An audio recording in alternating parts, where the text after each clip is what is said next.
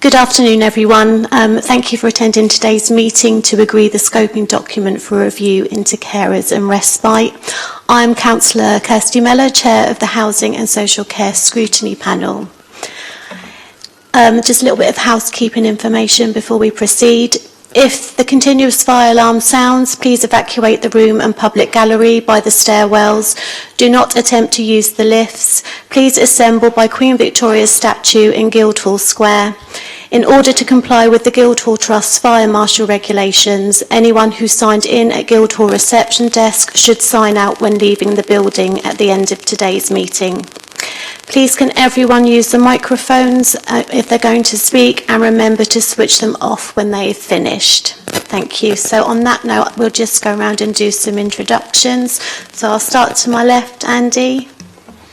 Thank you, Chair. Good afternoon. My name's Andy Biddle. I'm the Director of Adult Social Care at Portsmouth City Council. Thank you, Claire.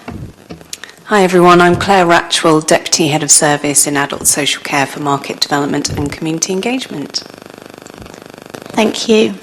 Over to you, Maria. Maria Cole, representing the Residents' Consortium. Sue Gordon from the Residents' Consortium. Thank you. Same again, Felicity Goodyear, representative of the Residents' Consortium. Thank you for coming. You're most welcome. Councillor Brown. Councillor Stuart Brown, Fratton Ward. Councillor Madden. Leo Madden, Lib Dem, Nelton Ward. Thank you. And Councillor Symes. Thank you. The next item on our agenda is deputations, and because we're a scrutiny panel, we don't have any deputations here today. We'll move on now to apologies for absence. I've had one from Councillor Graham Heaney. Are there any other? And Councillor Scott Pater Harris. Are there any other apologies that have been sent in? No. Okay. Thank you. Okay. Now on to declarations of members' interest. Are there any declarations, please? Excellent. This is going to be a very quick meeting, I think. Okay, so we're now on to approving the minutes of the previous meeting. Do panel members recommend that the minutes of the previous meeting held on the 24th of March 2022 be agreed as a correct record? And does anybody have any comments, please? Down to Linda and Stuart, yes, please. They look fine to me. Excellent, thank you. So in that case then I will now approve the minutes as a correct record unless anyone has any objections. Clearly not. Thank you. Okay. Just on that note, I just wanted to say thanks to Councillor Corkery and the members of the panel and the officers for their review into procedures and performance of the Council and Housing Associations in relation to responses, repairs and maintenance. So thank you very much. So we're here today obviously to discuss our draft scoping document for review into carers and respite. The panel informally agreed to undertake a two-part report, the first being on the recruitment and retention of carers, and Andy has kindly sent round some background information and data on care recruitment, and I hope you've all had a chance to read this and look at the figures for Hampshire. There was a hyperlink included in that, and it's my understanding that the figures will be updated this October. However, as it stands, there are currently 2,900 vacancies in Hampshire, but I'm hoping that you'll be able to correct me if I'm wrong, Andy. But I'd like to hand over to you, Andy, to give us a brief talk through that, please. Certainly, thank you, Chair. So this is data compiled by the organisation Skills for Care. It's compiled. It comes out twice a year. Rather oddly, the first release tends to be national data, and it comes from something called the Workforce Data Set, which is gathered from local authorities and from providers, care providers up and down the country. So we get an overall national picture, usually about the beginning of September or the end of August. I think this last one was published. And then we get a more localised picture in October. So it's not until next month we'll be able to see the Portsmouth version of this data. So the latest data that we've had, as you can see in front of you, the total number of posts in adult social care in England is about 1.79 million, so it's a bigger workforce than the NHS. And that's about a 0.3% increase on 2020-21, which was the last time it was measured. The really important thing, I think, to focus on is that the number of vacant posts within the social care workforce in the country, and that's about 165,000, which is very significant, and that's gone up since the last time it was measured by about 55,000. The concern is that is down to recruitment and retention difficulties. I think it's probably fairly well rehearsed in the national press, certainly, and local commentary in this chamber around the difficulties with recruitment, with pay, the competition for those people that would naturally go into working in care with higher pay and better conditions in, for instance, supermarkets and retail in other sectors. And so that appears to be reflected in these figures that we've seen. We saw a significant impact of the COVID-19 pandemic, as we did in the NHS. And again, we've seen certainly national reportage about the number of posts that have become vacant in the NHS throughout and then toward the end of the main thrust of the COVID pandemic. And that was pretty much the same in social care. So the actual number of people working in adult social care, so the number of posts is higher, but the actual number of people working in social care is about 1.5 million. And an estimated 17,900 organisations are involved in providing or organising adult care. So whereas we've got a brand and de facto a single organisation with the NHS, we don't have that in social care. It's often a collection of smaller organisations in the area. They'll be doing a variety of things. The two that immediately stand out are providing home care, mainly for older people with age-related disability, but often for working age people too, or domiciliary care, where people are coming into people's own homes, residents' own homes, to help them with care tasks. But there's also a wider range of adult social care environments, supported living, for example, where you may have your own front door, but you're living within a complex where you have care on site. Extra care, which focuses particularly on older people who gain a tenancy and live in that similar environment. We also have day services, so meaningful activities during the day, and respite services. So those are the broad categories of care that are provided. And respite, of course, is something that we're going to come on to and talk about in this session. So the important thing to note about the figures that we've got is that the majority of unfilled posts are in residential care homes and residential care homes that provide nursing. But there have been quite a significant reduction in filled posts of about 19,000. That's about 3% of the workforce in non-residential services. So that's people that are coming into your own home or people that are supplying care to you as part of a complex where you live. We are finding particular difficulty in filling qualified nursing posts. So whilst social care doesn't generally employ qualified nurses, within nursing homes, care homes with nurses are employed. And so there's a particular difficulty in recruiting nurses, which is reflected in what our health service colleagues are telling us up and down the country, that they're finding it very difficult to recruit nurses as well. So that's a broad summary of that data. That's, as I say, that's the national report that we've received. We'll expect to have a more localised picture for Hampshire and, in fact, down into Portsmouth numbers in October, and we can circulate that as soon as we get it. I think the publication date may be around the 20th of October, but I'm not 100% sure. I'm happy to take any questions or thoughts or comments around that. Thank you very much, Andy. Do panel members have any questions for Andy at all? No? No? Anybody from the Residents' Consortium? Maria, yes, please. Yeah, I'm not sure whether it comes under what you've just been speaking about, but do you know what about child carers who are children? Do you have any connection with them? We do work with young carers in the city, and I think Claire could probably give you a more accurate update than I can in terms of detail. This kind of data, though, only reflects people who are in paid care.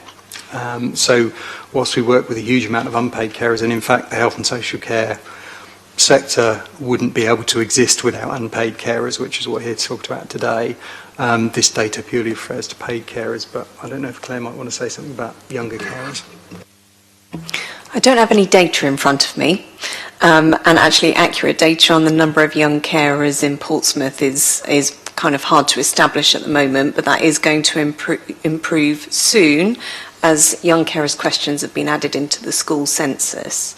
So in terms of how adults and children's services work together, through the carers service, which is part of adult social care, we have good links into the young carers service and children's services. You may know some of the young carers activities are actually situated at the carers centre, and we've maintained really good links with staff, although they've not, 5 years ago they went into children's services out of adults, but we've really been able to maintain some really good working relationships and making sure that whole family approaches are being taken where possible. Thank you. Any further questions at all? No? Okay, thank you. Thank you again, Andy.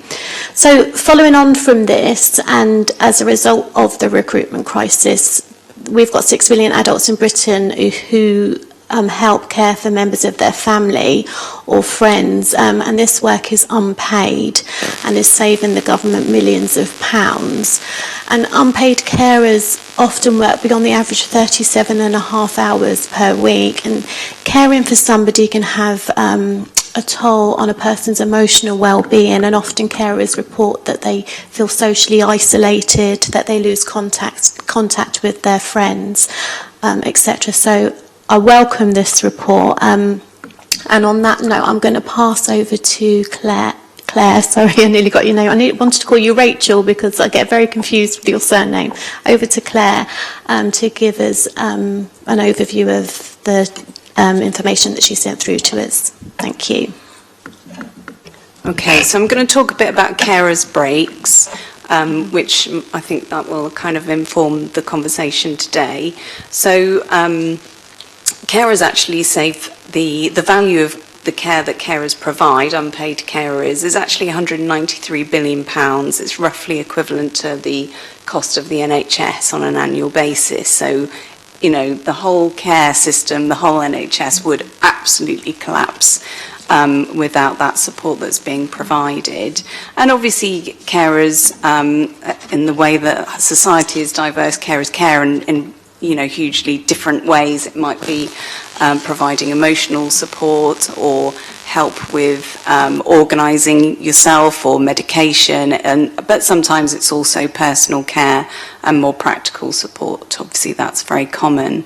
The pandemic has had a huge impact on the number of people who are caring and the complexity of the care that's being provided. So more people are caring, and those carers are doing more caring than they were before the pandemic.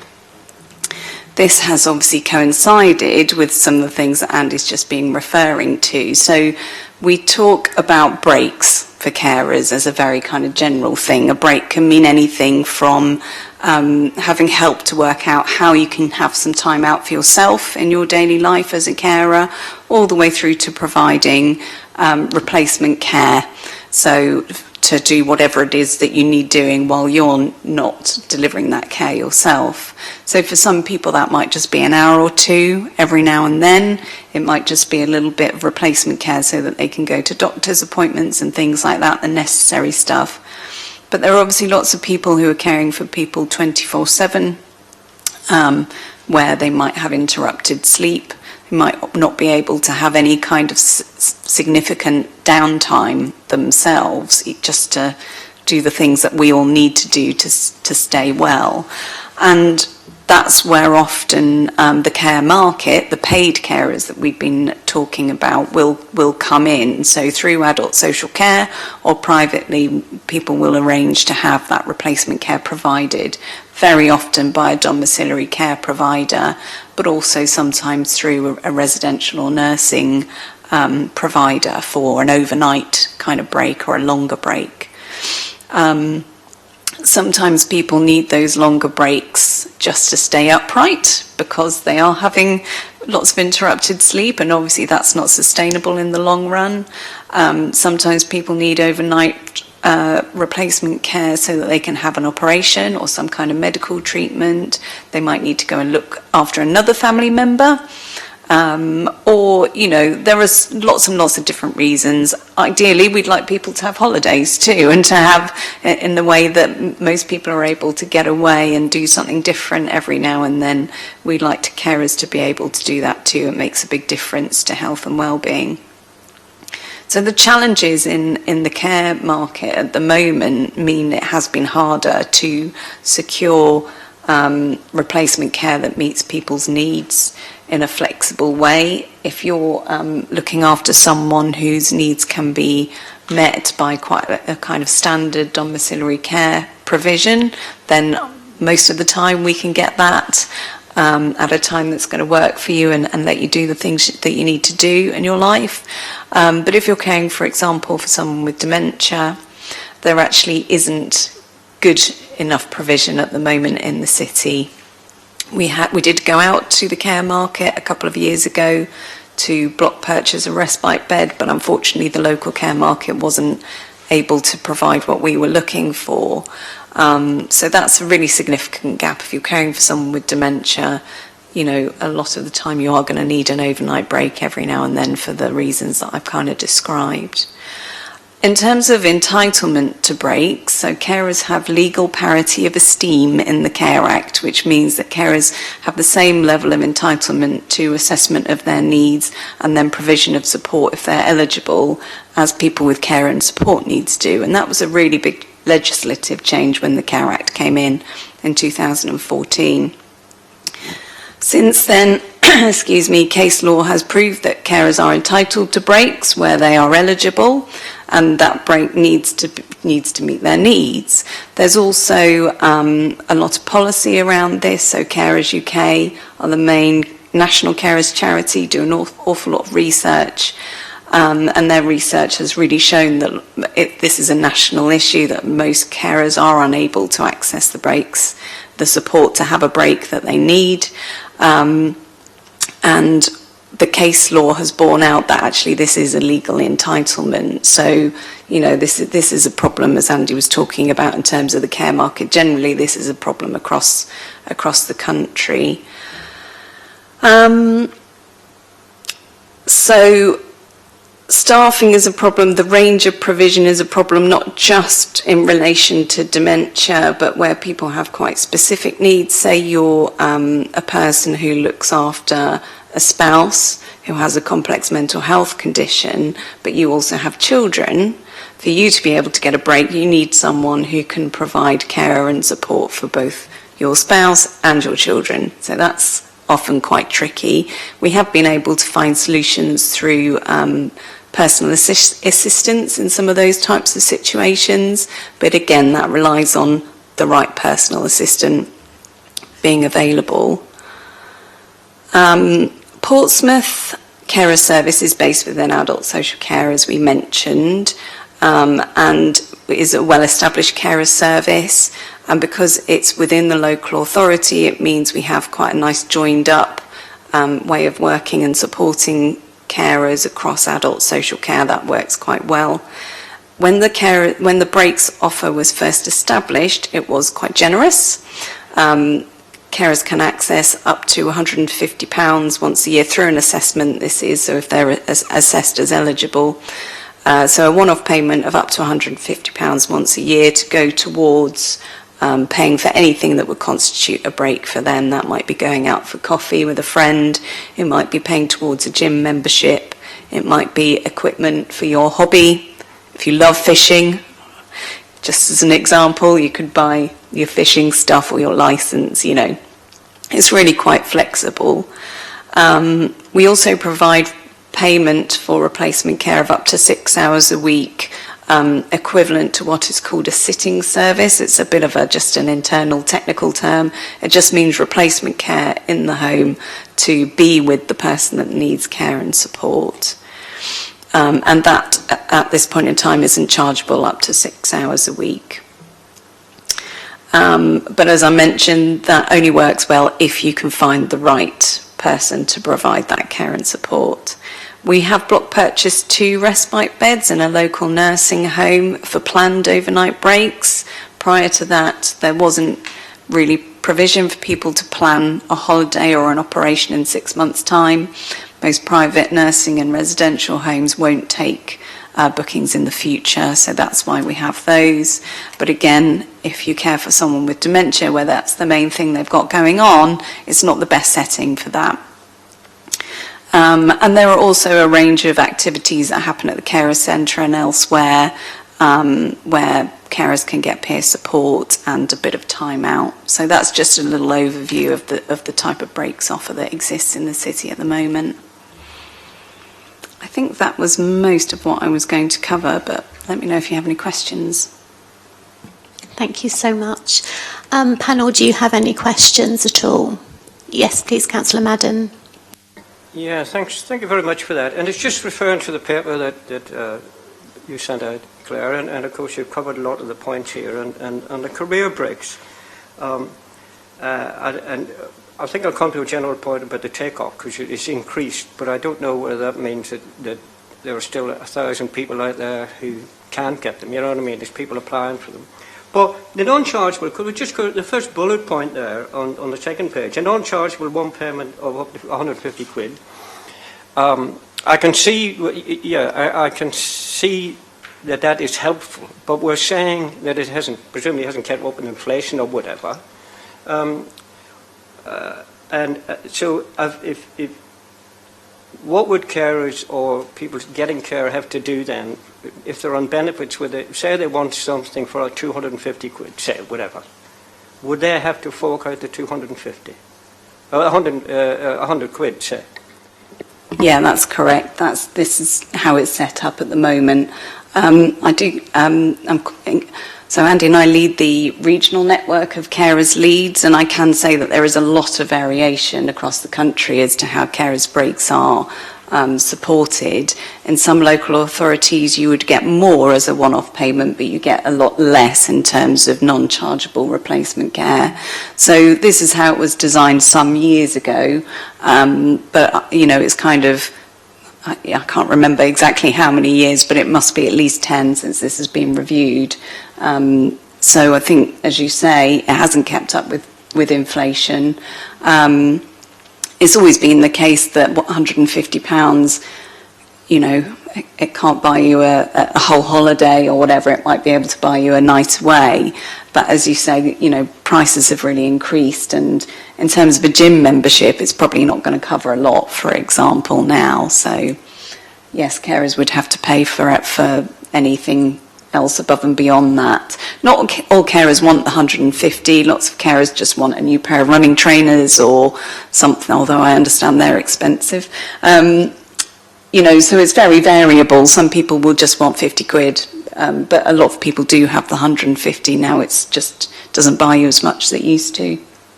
Could I just ask, I have a series of questions, but that's all right, Chair. But on that, do carers have to apply for the 150, or do we give it to them? So any provision of breaks, financial provision, is agreed through a carer's assessment. So that's a Care Act, an element of the Care Act as I was describing. So as a carer's assessment in Portsmouth can be really very straightforward. There's no form to fill in. It takes the form of a conversation in a way and at a time and in a place that suits that carer. If the carer has a reasonably straightforward caring role, it doesn't have to be a really lengthy conversation. We just need to understand what's going on for you, what works well in your life, what doesn't work well, and what might help. There are a few statutory things we have to cover, such as are there any young people in the house who might be affected by the caring role, and whether people are willing and able to continue the care that they're providing, because obviously that's not always a given, and it's really important that people know that they're able to kind of say, well, I will do this, but I won't do that. So in terms of then agreeing what that carer needs to be able to achieve a break, if they need some financial support to do whatever activity it is they want to do, that's the point at which we would start talking about the one-off payment. It's provided via a prepaid card, like a direct payment. So it's a reasonably straightforward process. Does that answer the question, Councillor Madden? Yeah, that's fine. That's fine. I'll come back to a few points you made earlier on, if that's all right. So that'll be the same then for replacement care of up to 6 hours. So someone can pay for more than the 6 hours. Okay. Do you think, you said that on the first bullet point there that £150 is not as good as it was 10 years ago, let's put it that way. Would you say the same thing about the sitting service, the costs? So the sitting service cost isn't capped. It's the sort of, the 6 hours is the way that we kind of work out what's reasonable in terms of replacement care. Lots of people above and beyond that who have care and support needs will also have their own Care Act assessment for the person who's receiving the care. So lots of people might also have a package of care alongside that for example, their personal care needs or whatever else it might be. So often the 6 hours is part of a kind of patchwork of other support that's going on, but obviously that's dependent on individual circumstances. Lots of people also who self-fund their own care and support, they can still access the up to 6 hours sitting service. The idea behind the 6 hours sitting service or replacement care is that it's a preventative measure. We know that carers often don't prioritise their own well-being and having time to themselves. So this is our way of kind of encouraging carers to do that. On the third bullet point then, chargeable access to respite bed. So if the carer would like to, whether the carer to go up to respite bed, that is totally chargeable. There's nothing toward, the council doesn't give any money towards that. So that's chargeable at the local authority rate, and that will be chargeable in line with someone's financial assessment. So that's more like the provision of a care package direct to the person with care and support needs. So it costs less than it would if you were going in just as a kind of private client, and people will be charged an amount based on their financial situation. Could I just, you mentioned that carers, or those with care, I'm not too sure which, have and it's a term, a legal party of esteem. I take it that means they've got to be treated on equal terms, or does it mean more than that? Is there a bit of people going another mile under this? So I'd never heard this one before, I have to say. So could you put it in sort of non-legalese terms, what in fact it means and how people benefit from it? Well, I will try. So prior to the Care Act, carers could request a carer's assessment, but it didn't have the same legal standing, and the onus was on the carer often to be asking for that. A carer's assessment very often was sort of tagged on to the assessment of the person with support needs, so carers weren't getting an opportunity to talk about their own needs, their own situation in their own right, and having that separate conversation that's about them. Since the Care Act, and Andy, please feel free to chip in, carers have this this parity of esteem is like an equal standing. So there's carers and people with care and support needs, and they have the same level of entitlement to assessment and support. So prior to the Care Act also, carers, there was nothing around are you willing and able to continue with this caring role. So a carer could have been caring 24/7, and hopefully this wouldn't have happened, but caring 24/7, not coping, their health might have been deteriorating, and a social worker could have said, well, you're doing it, so you'll have to keep doing it. I mean, I really don't think that was happening regularly in Portsmouth, but now with the Care Act, there's a legal thing. We have to ask people, are you willing and able? And if a carer says, I'm willing and able to do the medication, to do the meals, but I am not willing and able to do the personal care, then it's up to the local authority to then assess the person with care and support needs and, if eligible, provide that support rather than the carer having to do it. Is that any clearer? If I might add to that, Councillor Madden, so I think the parity of esteem, what we've seen over time is a gradual greater recognition of informal carers.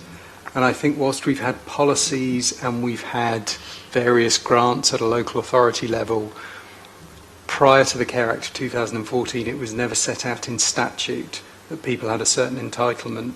We've seen that move on as well recently. In this year, we had the Health and Care Act of 2022, which created integrated care systems. And that contained a clause that said when somebody's going to be discharged from hospital, if they have an informal carer, the hospital should work with that informal carer and give them notice. So it's a gradual increase of rights, I think. Yeah, must work with the carer. My apologies. That's fine. If that makes sense. Yeah. There were a lot of shoulds before, and now there are more musts. I've just one last point, if I may make, just for the...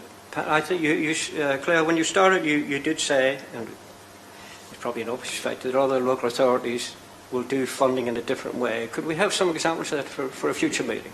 Just to see what local... Is that okay? Thank you. Thank you, Councillor Madden, and thank you, Claire, for your responses. Are there any other questions from the panel at all? Councillor Brown? Thank you, Chair. Claire, probably best to address this to you, I think. So obviously, where someone is a paid carer, they're obviously employed and there are records and we know exactly who they are. If we're looking, obviously, in this investigation to look into the provisions for unpaid or informal carers, I'm guessing there isn't like a set register of all informal carers. How difficult do you think it's going to be to get enough of them to come and give evidence to the committee to get a representative sample of the challenges they're facing? Good question. The carer service is quite well established, and we are working with, I don't have the number off the top of my head, but around 1,000, 1,500 active carers at any one time.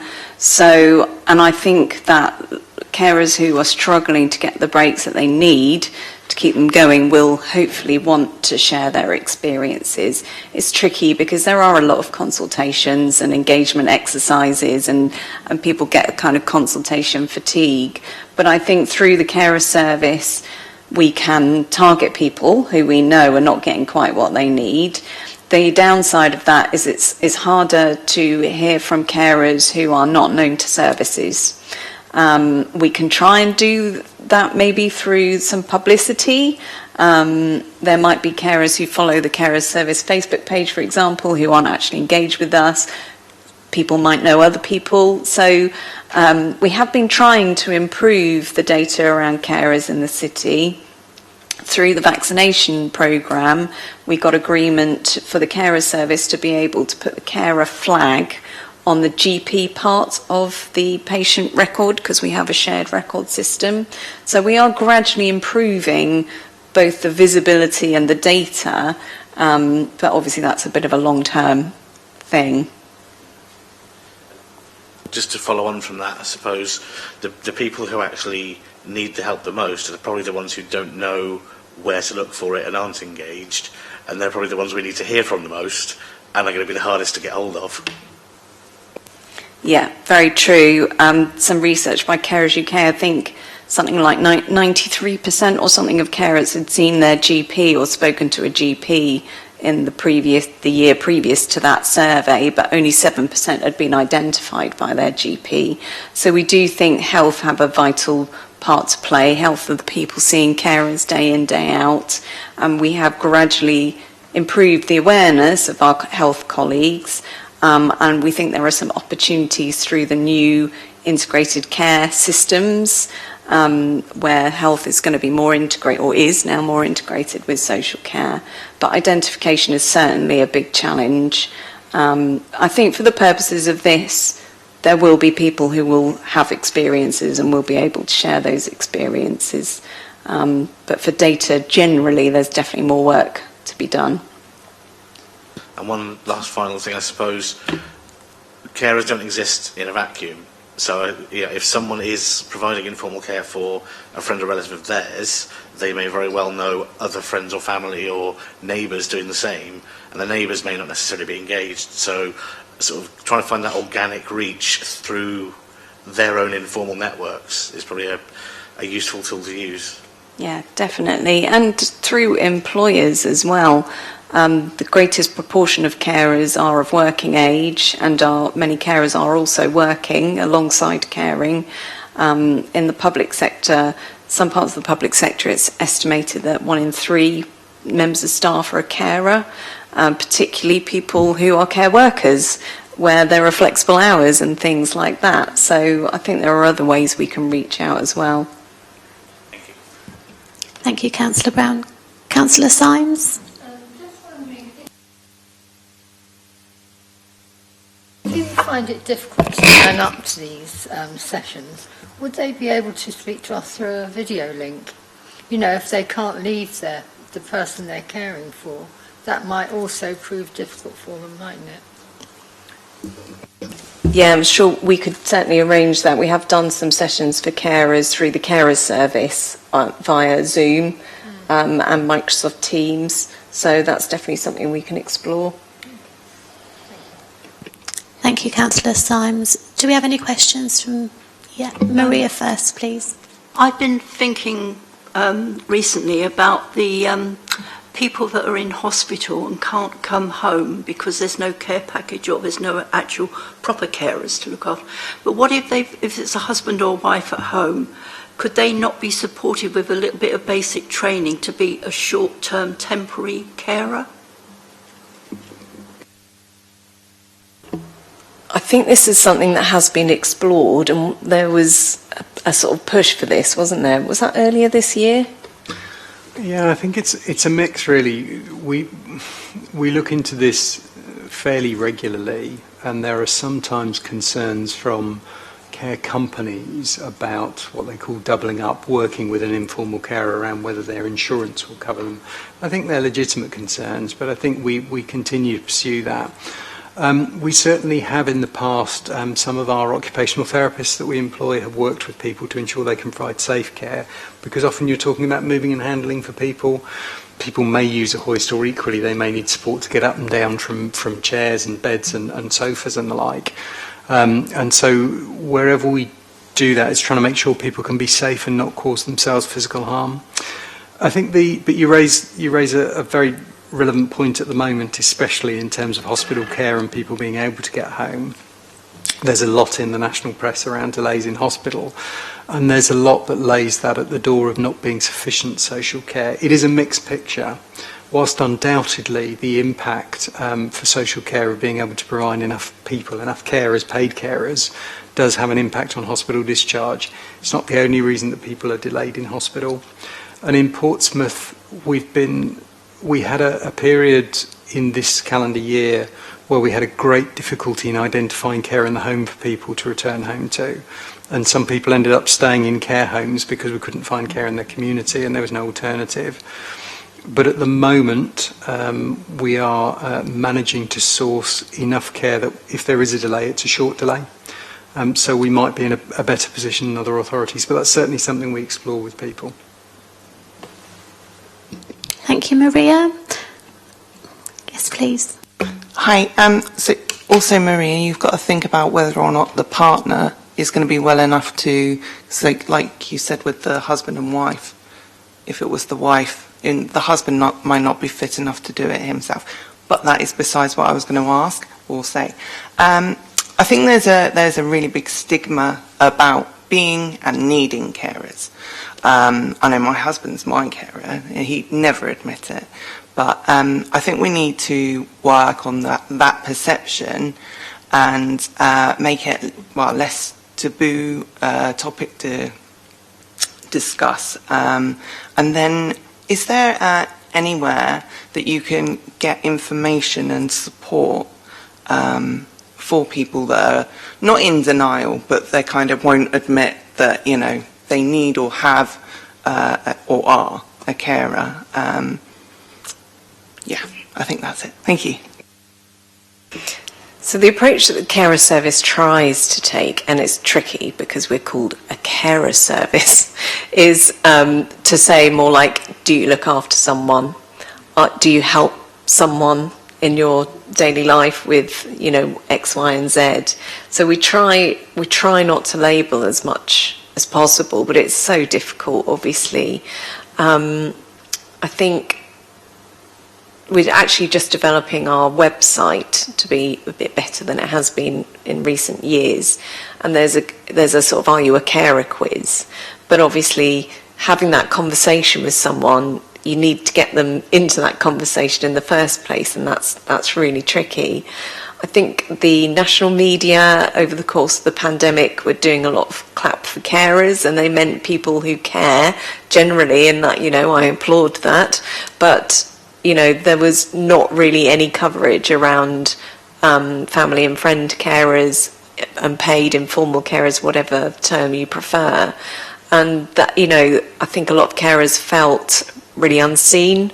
Even prior to the pandemic, I've heard carers talk about feeling like the ghost in the room. I think, again, a lot of this lies at the door of our colleagues across the public sector, and particularly in health, and that's tricky given all the pressures on our health colleagues at the moment, but where we hopefully can encourage a broader range of professionals to have that "are you looking after someone" conversation. What impact is that having on you? Have you thought about getting some support for yourself so that everything works a bit better? I think that would have a really big impact. So I think it's almost, you know, if we had a big media budget, then obviously we might be able to make some impact, but I think more powerful is those sort of regular interactions with people from across the system. Okay. Andy, yes, please. I think the other thing, and you're absolutely right, for a variety of reasons, people may not want to be identified as a carer. But I think the other thing that we're seeing, and this is a societal shift, and it partly refers to something Councillor Madden was talking about in terms of parity of esteem. We're seeing more and more acknowledgement, and the time of high employment that we're in encourages that we as employers, anyone that's an employer, needs to understand their workforce and understand their workforce's needs beyond just being an employee. And so we're seeing a lot of advances, or certainly a lot of discussion leading to some advances around how we work with carers in our workforce. We often talk about carers in Portsmouth. Claire was just saying we know about 1,000, between 1,000 and 1,500. I think the national estimate, there will probably be around 7,000 in total in Portsmouth. So we don't know the majority, but their employers might. And as we make it easier for people to work more flexibly, to suit their lifestyles, to suit informal caring, then we move away from having to identify yourself to just treating you as a member of the workforce. At the moment, we're in discussion with our cabinet around a private members bill that's going through the House around unpaid leave for carers, and there's a lot of support for that from Carers UK, which are the main organisation that speaks for carers in the country. We've talked already about that right to have an assessment, which wasn't there a couple of years ago. We identify in the council, and we understand that over 50% of our staff live in Portsmouth as well as work in Portsmouth. So that demographic of carers will be represented in our staff as well. So as we as employers become more enlightened about this and start to have different conversations, we start to make it easier for people to identify in whatever way they want to as carers and give them the support they need. Thank you, Chair. Okay, thank you. Yes, Leo. Yeah, just a further question. I hope that there isn't a stigma. I really do. But we'll have to see. We'll get a paragraph in the report dealing with that and what the council does with that. Because I do think when Claire was announcing earlier on and stating it, the amount of voluntary work done by carers, you know, and the billions that actually save the economy, if I can put it that way, yeah. I say that as a lead-in to the hard-nosed economy bit in relation to the last paragraph here, which is the future. I mean, so we know the £150 towards break and that sort of thing, and that's something we can look at, and we'll get a bit more information on that. It's not surprising, clearly, that the number of applicants now for breaks is 40% to a particular date, because people haven't been doing it, presumably, during the COVID period. I don't know that I'm going to have to say this, because whether we like it or not, I was a cabinet member for social care for a while, but it for everything with the council and every other public body, it's money. You know, it does come down to money at the end of the day. And I do get residents deal with problems. Don't say anything about money, Leo. Don't say you can't afford it, you know. And I say, well, we have to put it within a context of everything else, right? However, the 40%, have you been able to cater for the extra demand that there's been? That's the first question. And the second question is, and I think it's a good point, and there's sometimes when things like COVID happen, you need to do it, to think creatively how to support in future. So there's the current one, are you financially able to do it, and people haven't been turned away for starters during the current applications that people have, and just give us an example if you have. I think you might have given one earlier on about thinking creatively for the future. Thank you. Thank you, Chair. So it's been quite tricky to keep up with the volume of new assessments. We did have periods during the pandemic where we were supporting fewer carers but more intensively. So that's kind of what it looked like over the course of the pandemic. The service opened completely normally in March of 2021, back to normal, but obviously some of the services that people had been accessing prior to the pandemic had changed or didn't restart, some of the informal carers groups, things like that. So things do look a bit different. As I mentioned, there are more carers providing more care, so where people's care and support needs have increased, then they might need more support than they had prior to the pandemic. So there is a bit of a waiting list for carers assessments at the moment, which is not usually the case. We normally are able to offer a carers assessment conversation really very quickly, within a couple of days, if not on the day. And at the moment, I think it's around 3 weeks of a wait, which is not too bad compared to other waiting lists, but it's not how we'd like it to be. Very often carers do come to us at a really low point, and we like to be able to respond as quickly as possible. In terms of providing the replacement care, it's not been too much of a problem, but that's with the caveat that it's against everything else that's going on in terms of the care market. So we might be able to, as I was talking about previously, provide a certain type of domiciliary care support, but that might not be ideal for that person, and that might mean that they give it a go and then they don't want to do it anymore. So it's in terms of the increase, in terms of being able to provide support, it's not as bad as it could be, but it's certainly not ideal. Thank you. I think in terms of the future, there's certain things that we can do as a local authority. There's services, the way that some of our services are structured, we can do some work to make them more accessible to people. So, for instance, rather than thinking in terms of, I don't know, a week's break that involves overnight stays and that kind of thing, we can think about a couple of days, a weekend, an evening out, whatever it might be, and that can help people care. So there are certain things that we can do. There's always things that we can do better, I think, as a local authority, and we'd always agree with that. I think what Claire's said is particularly appropriate, really. So we've got a waiting list. The system, I think, is creaking. We wouldn't normally have had to wait for a carers assessment. I think the picture in Portsmouth is reflected nationally, and that we know nationally from a recent survey by the Association of Directors of Adult Social Services, we have 500,000 people who have care and support needs who are waiting for an assessment and support. Not carers, but those they care for. The same survey asked directors of adult social services to how confident they were they could meet all their statutory duties, and 9% of directors of social services said they felt confident they could meet their statutory duties. So conversely, 91% didn't. So I think what we're seeing a national picture of a care service that is under strain. I think that's been well represented. Locally, there are always things we can do better, but I think they're tweaks, if you like, rather than wholesale reform. Maybe that puts a bit of context around the future.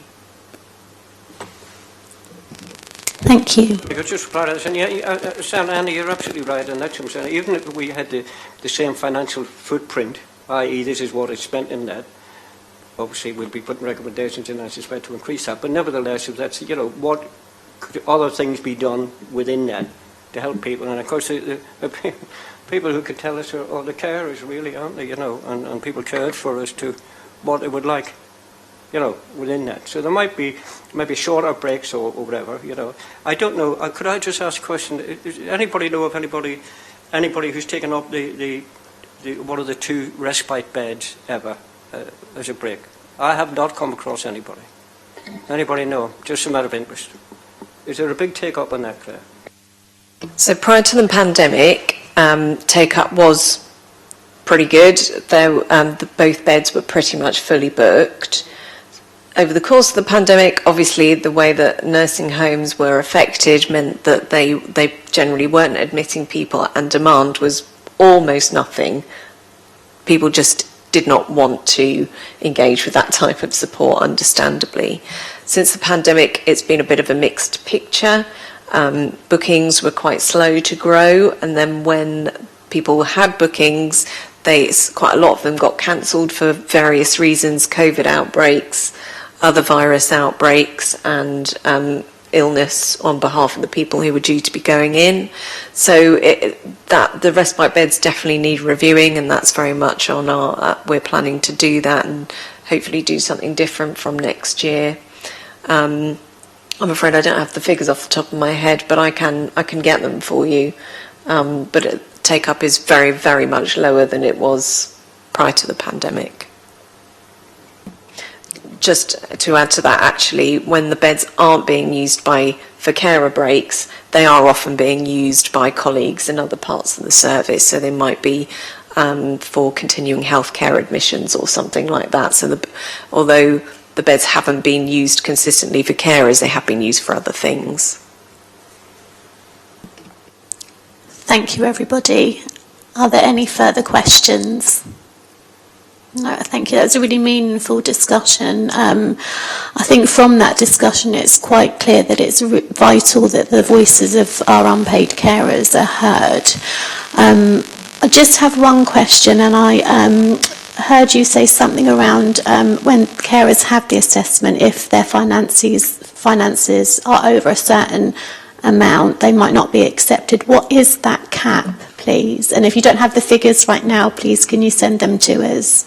Thank you. So for the £150 one-off payment once a year, that's not financially assessed, and the up to 6 hours replacement care sitting service, that's not financially assessed either. So anything beyond that is assessed. So the respite beds and anything else that would constitute really more of the care package of the person with care and support needs rather than a carer break, and I appreciate that's a fine line, that's almost like an administrative kind of separation for our purposes, that would be assessed in line with the adult social care, the rest of adult social care. So we follow guidance, national guidance around charging. So we make an assessment of people's financial circumstances, and that takes into account any capital that they may hold, their income, interest paid on investments, anything like that.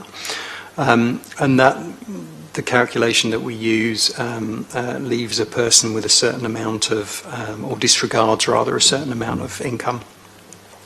And then they're charged for their services if they have above that level of income based on their own individual circumstances. So charges will be very much on individual circumstances.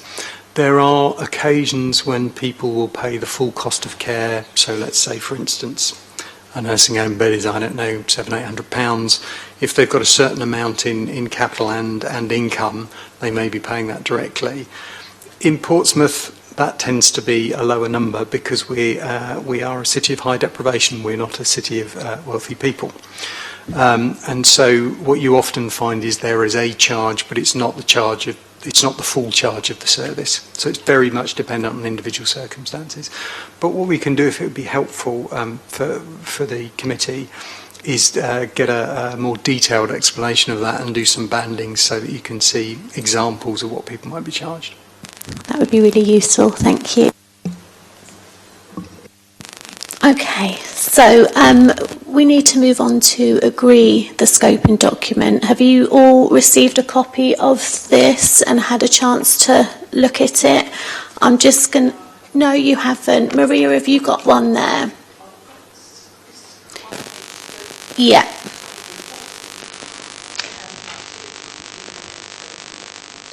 Okay, yeah, thank you for bringing that to my attention at the beginning. We will make sure in future that you do get the paperwork, and I'm sorry that you haven't received it in time for the meeting.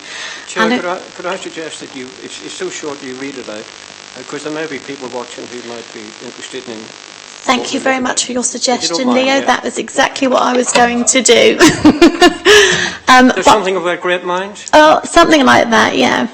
However, before I do that, I would like to make an apology because we went round and did the introductions and I forgot this lovely lady over here. So on that note, Anna, could you just introduce yourself at the end of the meeting? Anna Martin, Democratic Services.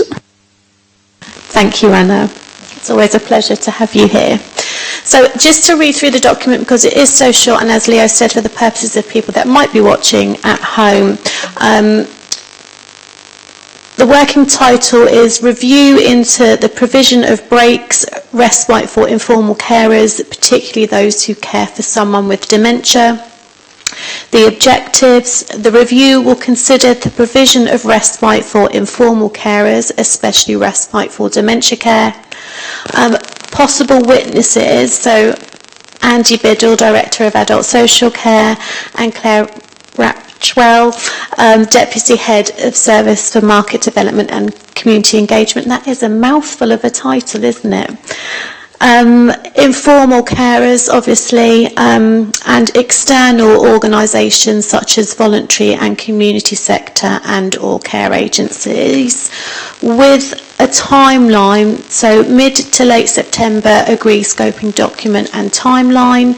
Mid to late October, 1 or 2 meetings with informal carers in person or virtual. Early November to early December, 1 or 2 meetings with more formal providers of respite, such as agencies and voluntary organisations.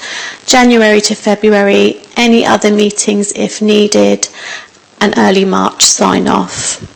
So, are there any further suggestions for the document?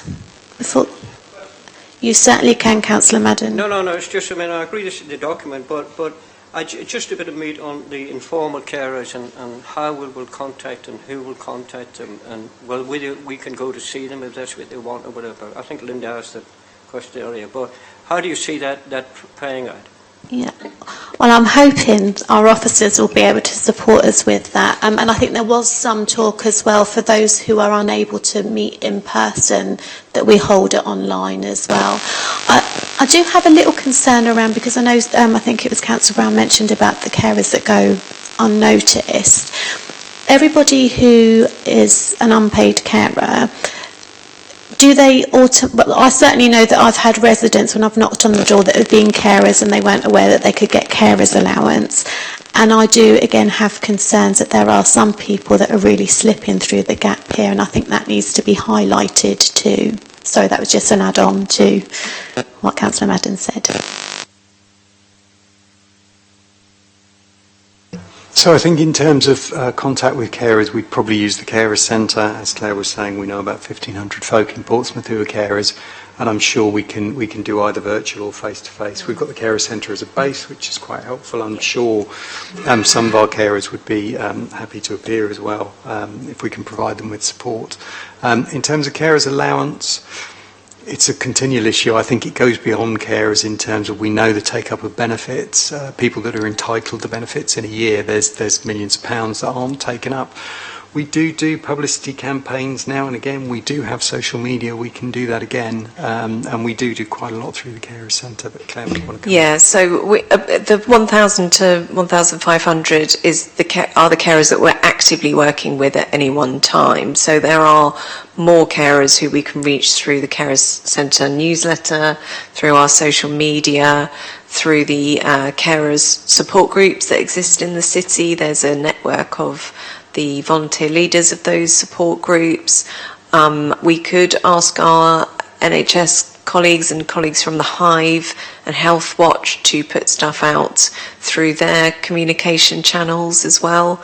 There is a good kind of fairly well joined up kind of group of people who will collaborate on things like this and get messages out as far and wide as possible. So yeah, hopefully we could reach quite a good number. Thank you for your responses. Do you have any further questions, Councillor Madden? No, I just think we should give ourselves a bit of leeway, because you're right, there are big carers out there who don't know provisions and all the rest of it. You know what I mean? And yet we have carers.